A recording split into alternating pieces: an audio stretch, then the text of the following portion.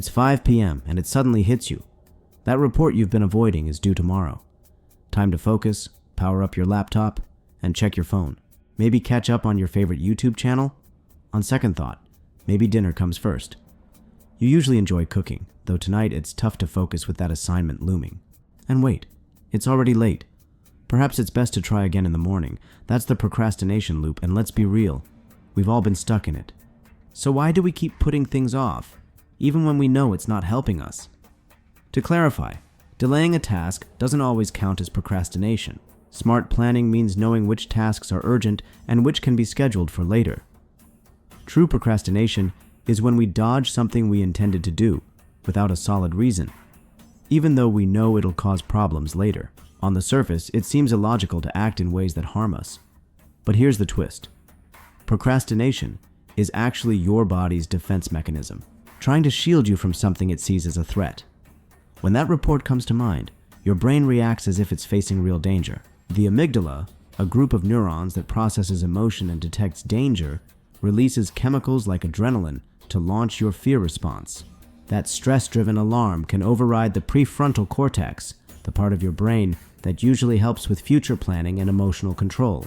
In the heat of this fight-or-flight reaction, your brain decides to sidestep the perceived danger by shifting to a less intense task. It might feel like an overreaction. It's just a deadline, not a wild animal.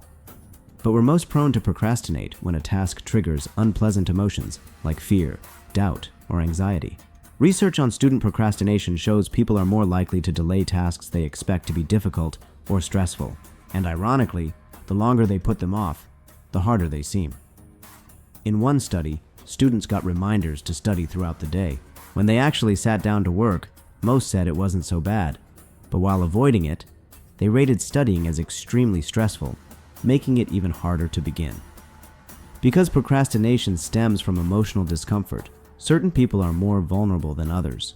Those who struggle with emotional regulation or who have low self-worth tend to procrastinate more, even if they're great at managing their time. It's a myth that procrastinators are lazy. Laziness is about lacking energy and not caring much at all. When you're lazy, you're more likely to just lie around and do nothing, not distract yourself with random tasks. Ironically, chronic procrastinators often care too much. Many report a deep fear of not meeting their own high expectations, so they delay to avoid potential failure. No matter what causes procrastination, the outcome is similar. It leads to anxiety, depressive moods, guilt, higher levels of stress, and even physical health issues related to chronic tension.